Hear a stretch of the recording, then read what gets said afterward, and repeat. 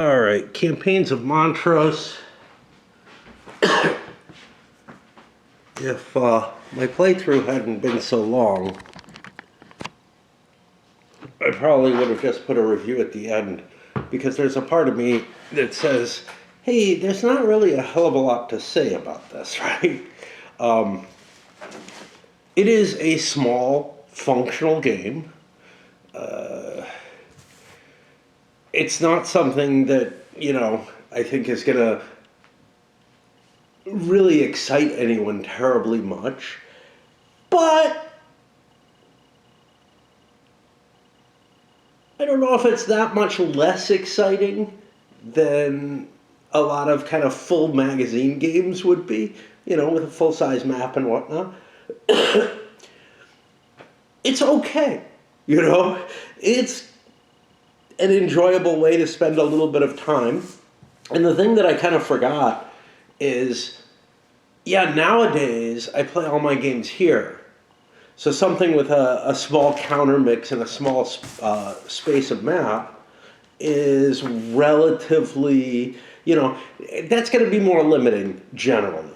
Yes, there are a couple of games that are really, really tiny at about maybe not this few counters, but that are really, really tiny that do hook. This ain't one of them. But on the other hand, most magazine games don't hook me either. And in fact, most boxed games don't. So,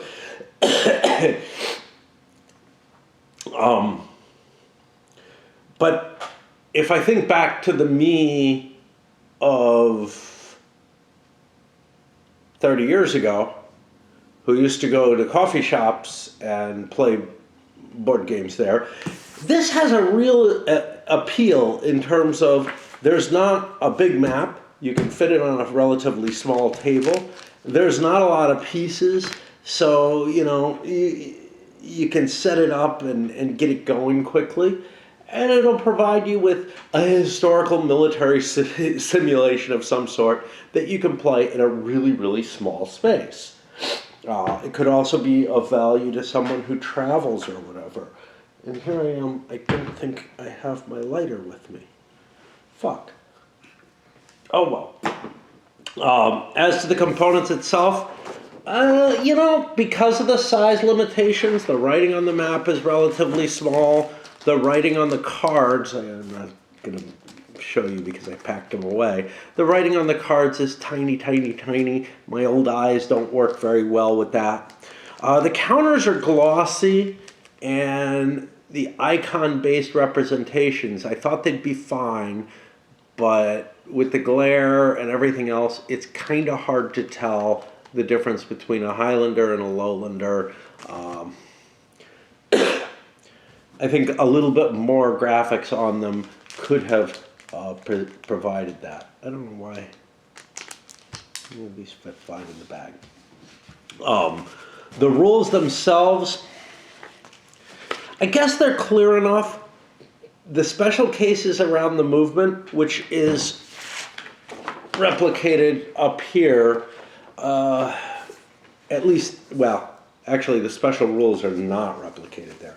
The special rules that you have to look up about the movement, again, this is not a game you're going to play a whole hell of a lot of times, so probably the one time, whenever you do get around to playing it, you're going to find yourself referencing the rules a lot for some relatively minor special cases. And I don't know if there's anything that could be done about that to present the same rules.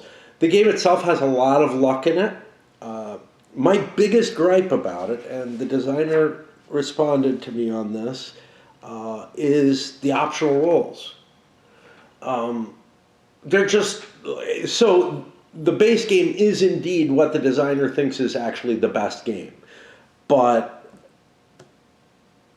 there's no indication in the optional rules which you might want to use, which you might not. There's no indication in the designer's notes why you might choose certain special rules. There's no indication of what they're going to affect, whether they're, maybe an attempt at historical accuracy, but it's a little bit too much, in each individual case, which could be done with some little symbols and maybe a couple of lines of text. Which ones affect balance and in which direction? Although sometimes that's hard to tell because it depends on the situation. And which ones, maybe are just a historical improvement or a play improvement. It just almost seems like we thought about these ideas, and this is almost the feeling I get from them. We thought about these ideas, thought they were kind of interesting, and then just decided on, one over the other, but you could do it different ways. It's kind of like okay, well, build your own game according to your taste, but we're not going to help you understand why you'd want to choose one or over the other. And I find that as someone who usually adds all the historically accurate, all the historical improvements at a cost of complexity, but doesn't tend to worry too much about other kinds of optional rules. The fact that it's just sort of this mishmash, this, set of ingredients you can add or not for flavoring, but without any explanation is kind of the only way that you'd understand whether or not you want to add something is by playing it a few times and getting, some of them have very subtle effects on play. For example, the pursuit rule. I felt like that was really, really weird how much that impacts the play. And it's like, yeah, that's not just like a little tiny bit of seasoning or something. That's creating a different game. And I actually had to modify the rules because right away I could see it would significantly change the game, but it did so anyway. I kind of wish they just weren't there, or there was a warning. Play the original game first. Don't add optionals because these are really a matter of choice. I mean, somewhere or another, some little bit more text needed to be put in. Obviously, there was extra space because there was room for a significant set of designer's notes. And I found that they were good overall except for that one case. And then historical notes as well, both of which are very useful. This isn't a campaign that people are very familiar with in general in the wargaming community. I'm sure there are some people who are. Of course, the biggest draw for the game is that it is this, sort of off the beaten path type of particular campaign, and by covering that, if you have a particular interest in that, you'll be drawn more to it. But I wouldn't want the game to not give the historical notes because, again, it is not a common type of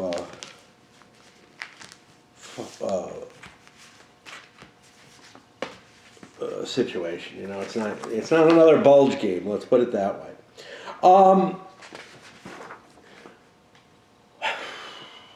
So, taking a look at the different pieces in the sequence of play and how they impact things.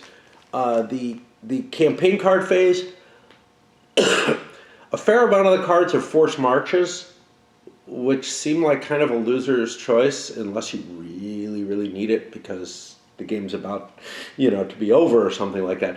The cost for them is just so high that taking advantage of those cards tends to be, at least in my opinion, look like a bad choice.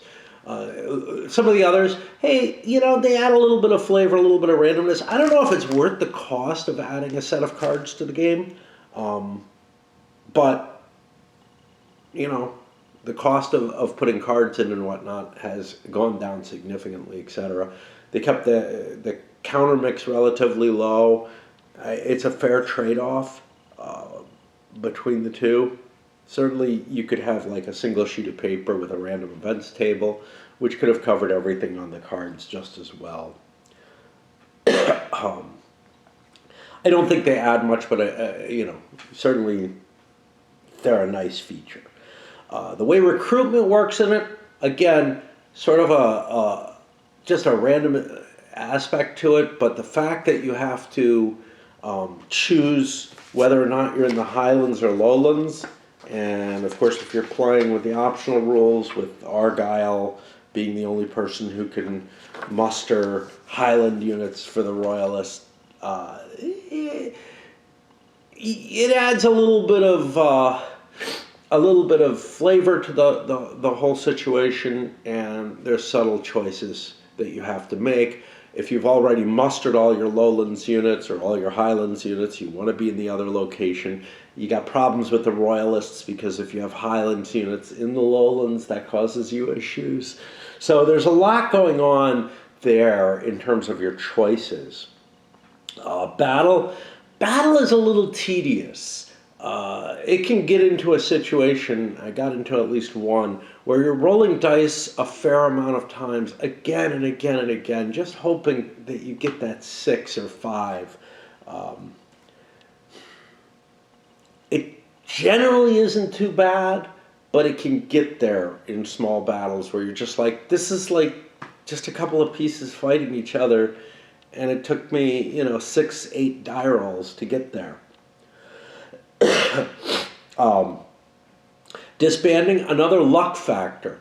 So the Royalists, when they win battles or when their Highlanders are in the Lowlands, have, they're going to melt away on you, which again puts certain strategic limitations on you, etc. And then the Highlanders for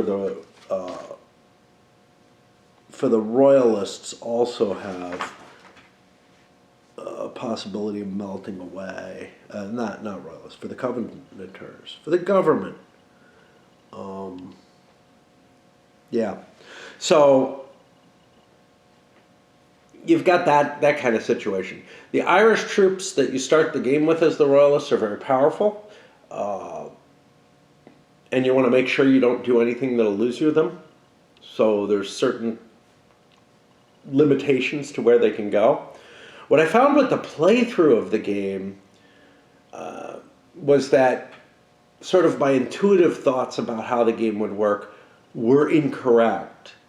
And if I would play it again, I would definitely want to do different things with both sides, because once you hit 7 victories with the Royalists, Leslie is released with a shit ton of British troops that can only be gotten in England, and you might be able to get them earlier in the game with the Covenanters, but you have to kind of work to do that, and I didn't do that. And now I've got very, very different strategies that really feel too much like they operate around that end game situation and how I'm trying to game everything for that, rather than fighting, trying to limit Montrose's success early in the game. His success early in the game kind of doesn't matter that much, because once Leslie and the Covenanters come into play, they can really stymie Montrose's capability of doing anything further south. And so you could gain a lot of points real quickly with Montrose, and then find yourself unable to win battles and out of burgs that are near you that you can defeat. So then now the strategy becomes, don't hit the burgs that are actually near you, up in the Highlands, where you can retreat to with some advantages, I guess, and rather get your points mainly off of Covenanter army, beating Covenanter armies, but also if they run away from you, burning the burgs that are in the lowlands, and then falling back and sacking the ones that are in the highlands. That doesn't feel at all apparent. I can actually see a historical argument for that kind of tactic. And then on the converse, the Covenanters' tactics are keep their armies away from Montrose unless they have a good chance of winning a fight, because they don't want to give him victories that don't cancel out a burg that he can attack. Very unobvious type of strategy. They do give some players' notes.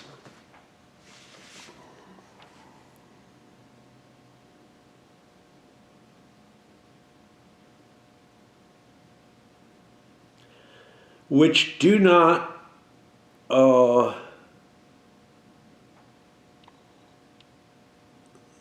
match what I learned from the game.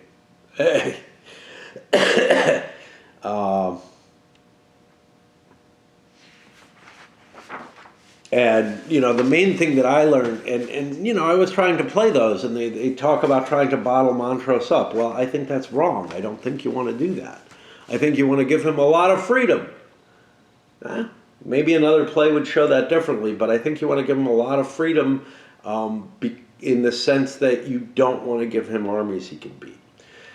My game came down to a knife's edge game where Montrose was attacking, with what's probably like a 40% chance on the last turn of getting a victory against a burg. That had a significant aspect of it was taken, though, because of the pursuit rolls and the ability to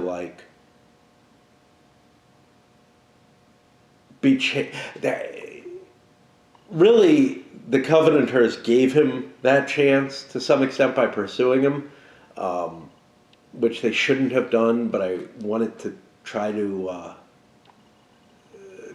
kill him, which gives an automatic victory. But it was the bad choice. The better choice would have been, I think I could have put the victory in my pocket to the extent that it would be really unlikely that Montrose would be able to make it there unless he got a forced march. And then he wouldn't have to pay the price for the forced march because you don't make the desertion before a battle.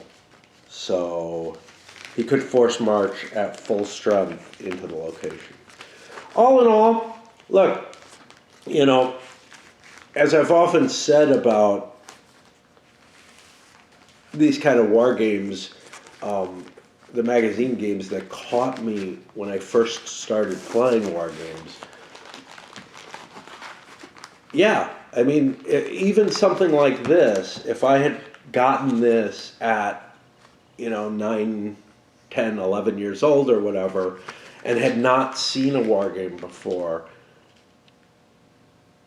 it would have hooked me, and it would probably be one of my perennial favorites, the way things like, I don't know, I would say Tannenberg, the equivalent of that. With a much, much smaller footprint, but I just would have been so blown away by the fact that it is a military simulation at some level or another. But at this point, it's kind of like, yeah, it serves a purpose because it's a tiny little game that I could conceivably bring to a coffee shop. Is it all that short? I don't know. If I was teaching it to a new player, it would probably still take a couple hours to play through, just because of decision making and everything. If I'm playing it with someone who's, relatively experienced with gaming and everything, I think it would be a relatively short game. So all in all, it's kind of it's okay, there's nothing wrong with it.